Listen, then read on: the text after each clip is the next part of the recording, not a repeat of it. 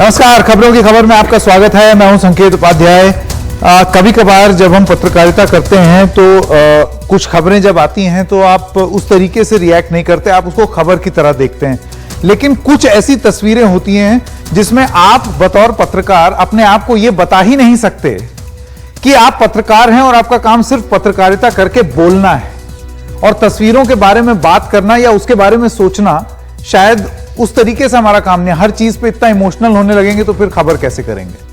लेकिन ये जो तस्वीरें होती हैं जिसके बारे में हम आपको बता रहे हैं, वो तस्वीर कोशिश करेंगे कि आपको दिखा दे। जिस तस्वीर के बारे में मैं बात कर रहा हूं, उस तस्वीर ने हम सबको, हमारी पूरी टीम को, सबको झकझोर करके रख दिया है।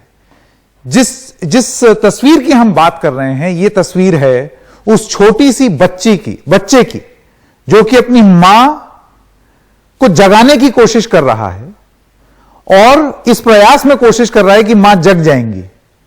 कभी वो चद्दर खिसकाता है, सब कुछ करता है, लेकिन मां की मृत्यु हो चुकी है। ये वो तस्वीर है जो कि आप देख रहे हैं। ये मुजफ्फरपुर में हुआ है। और ऐसी कुछ तस्वीरें जब आती हैं तो एक अमानवीय चेहरा दिखता है। ये जो पूरी क्राइसिस है मजदूरों के लिहाज से, हम लोगों ने दिन भर पिछले 65 दिन से इस पर लगातार कवर कर रहे हैं, अलग अलग आपको कहानियां बताई हैं। लेकिन यह महज कहानी नहीं है, यह एक सच्चाई है, उसका एक प्रतिबिंब है।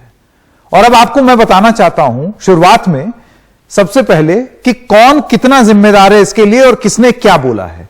तो रेलवेज अपनी जिम्मेदारी से क्यों भाग रहा है, सबसे पहला सवाल हमारा यह है। सामान्य दिन में 7,000, एक बार फिर से आपको शुरू से दिखाएं, सामान्य दिन में कितनी ट्रेनें चलती हैं यह आपको बताना जरूर है। 7,000 यात्री ट्रेन रोजाना इस भारत में चलती हैं। सामान्य दिन 2 करोड़ 30 लाख यात्री एक दिन में भारतीय रेल में चलते हैं, यानी कि पूरे ऑस्ट्रेलिया की आबादी।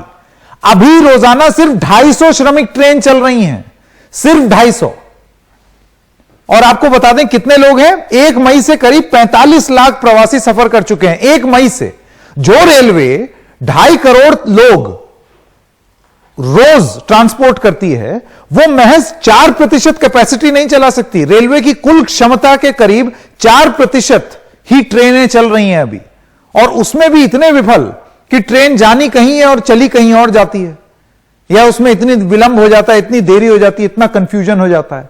अब महिला की मौत पर सवाल उठाए जा रहे हैं। रेलवे का यह कहना है महिला पहले से ही बीमार थी, यह रेलवे का बयान है। और क्या कहता है रेलवे, आपको बताएं। सवाल उनसे यह पूछा जाता है कि यात्रा की जब शुरुआत हुई थी तो आप स्क्रीनिंग करते हैं इन सब जितने भी श्रमिक ट्रेन, स्पेशल ट्रेन है, ऐसा तो है नहीं कि कोई भी ट्रेन है, तो इसमें आपने यात्रा की शुरुआत में यह चेकिंग क्यों नहीं की जो आप अब कह रहे हैं कि वो बीमार थी।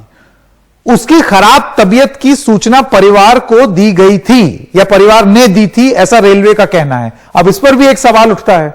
सवाल यह है कि महिला को चिकित्सा क्यों नहीं मिली। आपकी चेकिंग में तो आ गया होगा कि वो ठीक नहीं है, या अगर वो जर्नी के दौरान अगर उसकी तबीयत खराब हो गई तब आप जांच लेते। रेलवे इन बातों का जवाब दे।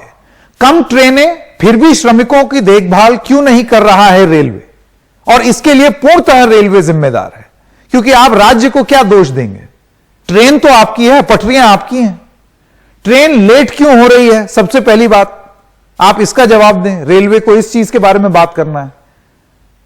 यात्रियों को ट्रेन में खाना क्यों नहीं मिल रहा। तस्वीरें आपने देखी किस तरीके से लूट खसोट मचती है। क्यों मचती है? क्योंकि जिसको खाना देना है वो नहीं मुहैया करा रहा है। 4-4 दिन ट्रेन लेट चल रही हैं या इधर उधर चली जाती हैं। आदमी हवा थोड़ी खाएगा, और कौन मुहैया कराएगा इस स्पेशल ट्रेन में। प्रवासी स्टेशनों पर पानी तक छीनने पर बाध्य क्यों है, और उसके बाद आप ये कह रहे हैं कि पानी लूट रहे हैं। वो लूट नहीं रहे हैं, प्यासे हैं, तो पानी मिलेगा तो पिएंगे, क्योंकि इंसान पानी पीते हैं। तो ये सब सवालों के जवाब आज रेलवे को देने पड़ेंगे, क्योंकि जो तस्वीर हमने मुजफ्फरपुर में देखी है वो बहुत ही भयावह तस्वीर है।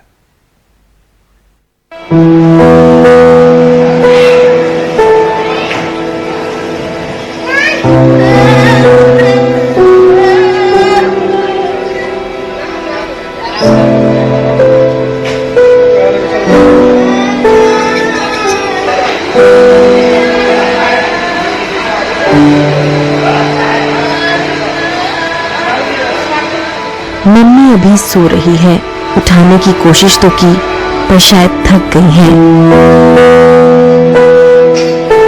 कल रात भूख जैसा कुछ कह रही थी। चैन से अब सो रही है। लगता है अब तकलीफ खत्म हो जाएगी।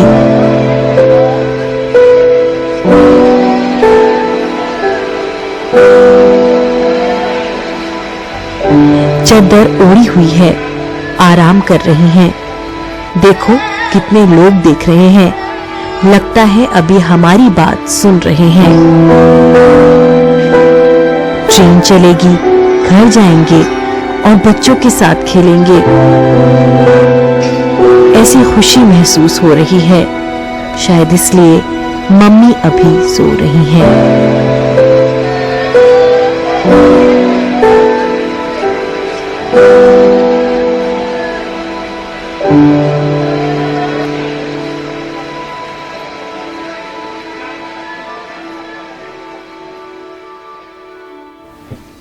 सोचने पर मजबूर होंगे आप कि ऐसी स्थिति क्यों उत्पन्न हुई है, और ऐसे में जब आरोप प्रत्यारोप शुरू होता है तो ये कितनी दर्दनाक बात है।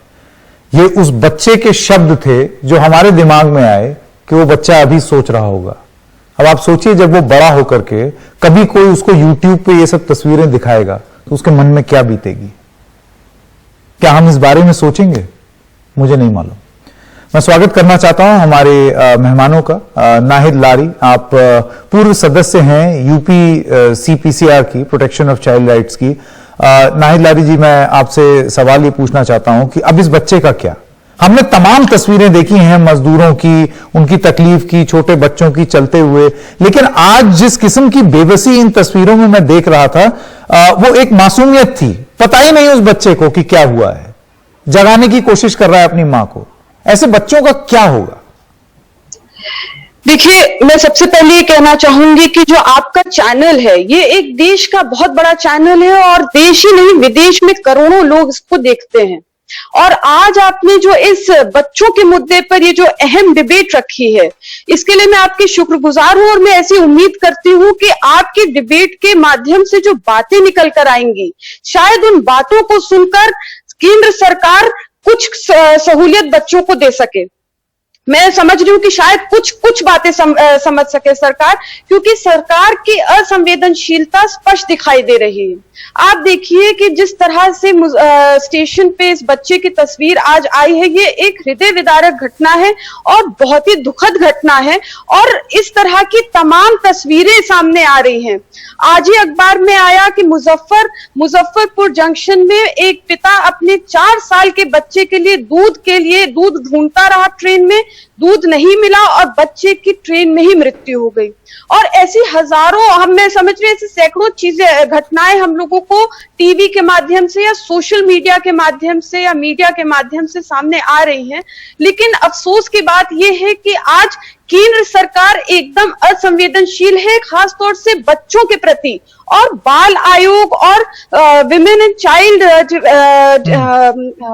मिनिस्ट्री है, वो भी कुछ नहीं कर रही है। बच्चों की जो घटनाएं हो रही है बच्चों के साथ, एक 15 साल की बच्ची दिल्ली से दरभंगा साइकिल चलाकर 1200 किलोमीटर अपने बीमार बाप को ले गई। तो ये सब चीजें आप देखिए कि सामने आ रही है। और बाल आयोग, चाहे राष्ट्रीय बाल आयोग हो चाहे राज्यों के बाल आयोग हो, ये कुछ भी नहीं स्टेप्स ले रहे हैं, ना कोई गाइडलाइंस जारी कर रहे हैं कि बच्चों के लिए किस तरह से बच्चों को पानी उपलब्ध नहीं है ट्रेनों में, जहां 20 घंटे का सफर है। और इसके लिए किसको जिम्मेदार ठहराएंगे? क्या राज्य और क्या केंद्र? क्योंकि ये तो स्पेशल ट्रेन है, सरकार की ही जिम्मेदारी है। जी बिल्कुल। मैं राजेश कुमार जी के पास जाना चाहता हूं। आप CPRO हैं उत्तर मध्य रेल के।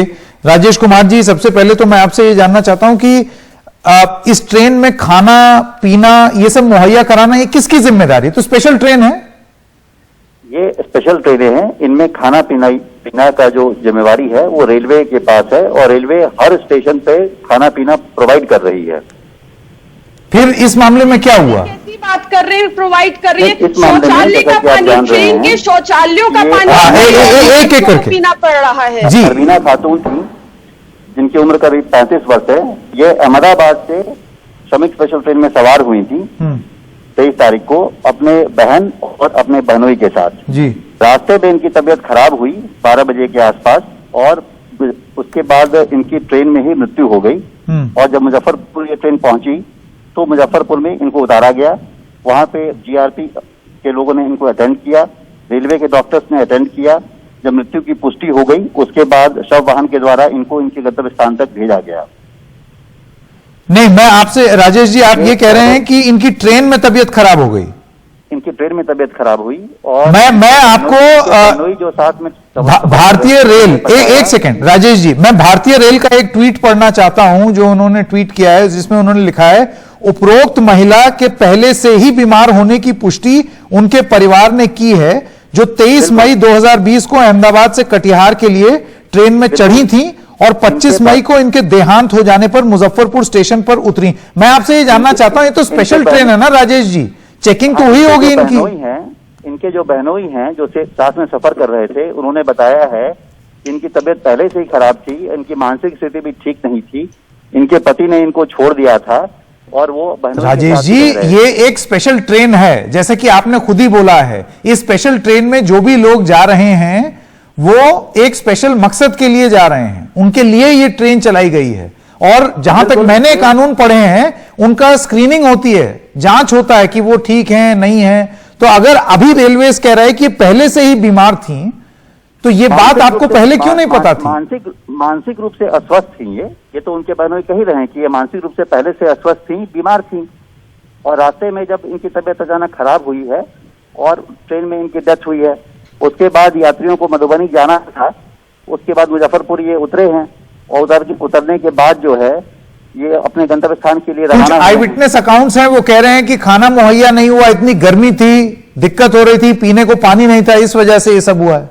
नहीं, ऐसी कोई बात नहीं है। जितनी भी हमारी श्रमिक स्पेशल ट्रेनें चल रही हैं, अभी तो मुजफ्फरपुर जंक्शन में भी 4 साल बच्चे की मृत्यु हो गई दूध के लिए। उसको दूध नहीं मिला बच्चे को, पिता दूध तलाशता रहा, दूध नहीं मिला, बच्चे की मृत्यु हो गई मुजफ्फरपुर जंक्शन में। तो दूसरे यात्री भी इस बात को उठाते, लेकिन ऐसी कोई बात नहीं थी।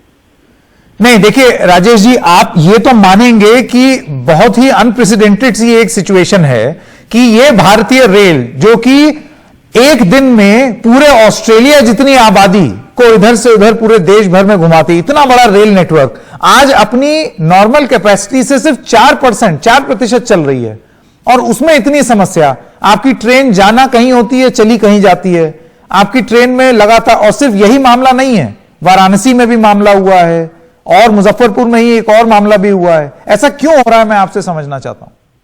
नहीं, ट्रेन में जब यात्री यात्रा पे निकलते हैं तो मैं बताना चाहूंगा कि पहले तो हमारी कोई भी ट्रेन जो है अपने गंतव्य स्थान की ओर ही बढ़ रही हैं। आप जो कह रहे हैं कि आपकी कैपेसिटी बहुत ज्यादा है, आप अभी बहुत कम ट्रेन चलाने में आपको परेशानी हो रही है, हमें कोई परेशानी नहीं हो रही है। जैसा कि आप जान रहे हैं, अब तक करीब 50 लाख श्रमिकों को हम लोगों ने देश के एक भाग से उनके गंतव्य स्थानों तक पहुंचाया है, सक्सेसफुली पहुंचाया है। अब जहां तक प्रश्न है इस केस का, तो ये एक अपवाद है। और जब व्यक्ति कोई पहले से ही बीमार चल रहा हो और ट्रेन यात्रा के दौरान उसकी मृत्यु हुई, तो हमारी भारतीय रेल की पूरी संवेदना है, हम खेद व्यक्त करते हैं। लेकिन इसमें हम जो परेशानी है वो रेलवे की नहीं है। राजेश जी, बस मैं इतना ही कहना चाहता हूं कि एक आपसे जाते जाते आखिरी सवाल, इस बच्चे का अब क्या होगा?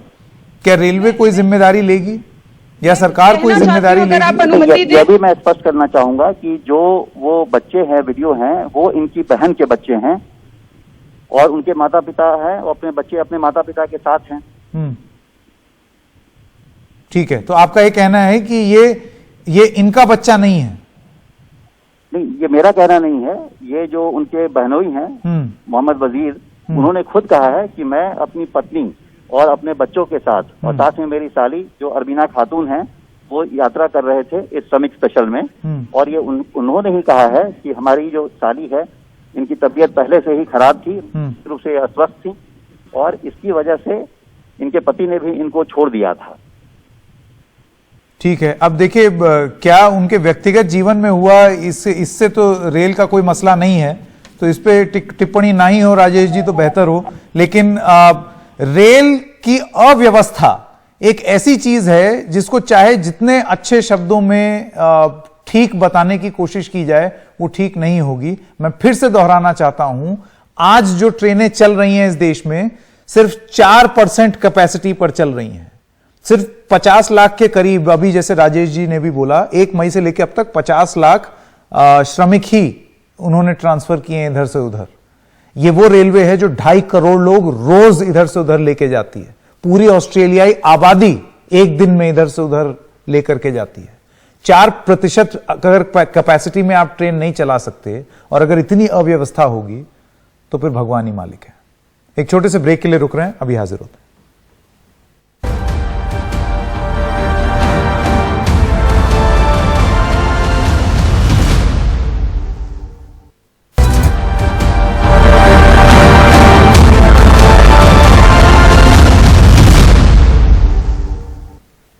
आज तस्वीरों के माध्यम से ही ये पूरा कार्यक्रम हम करना चाहते हैं, तो अब आपको ये तस्वीर दिखाते हैं जिसमें मासूम बच्चे और मां की बेबसी देखकर कलेजा कांप जाता है। तस्वीर मोहब्बत के शहर आगरा से 16 मई को आई थी, जिसमें ये मासूम बच्चा थककर सूटकेस पर सो गया था, याद कीजिए, और दूर तलक उन्हें खींचती रही उसकी मां। और वायरल वीडियो पर बेहद संवेदनहीन और हैरान कर देने वाला बयान आगरा के जिलाधिकारी ने दिया कि बचपन में हम सब ऐसा किया करते थे, यानी जैसे कि ये बच्चों के खेलने की कोई तस्वीर हो।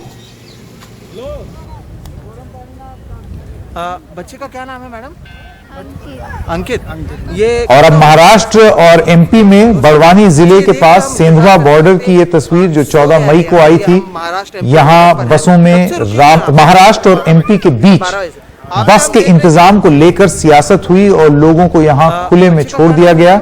और यहां भी एक बच्चा थककर बैग पर सो गया। 2 साल। अच्छा, ये देख रहे हैं हम, इंतजार करते करते सो गया है यहाँ पे। ये हम महाराष्ट्र एमपी बॉर्डर पर हैं। अगर हम इस देश में अपने बच्चों का देखभाल नहीं रख सकते तो फिर हम किसी का देखभाल नहीं कर सकते, किसी का भी नहीं। संवेदनहीनता की ये एक अलग ही लेवल है, एक अलग चरम सीमा है। बच्चों का ध्यान रखना बहुत जरूरी है। ये तस्वीरें बहुत चुभने वाली हैं और चुभनी चाहिए भी। खबरें जारी रहेंगी एनडीटीवी इंडिया पर।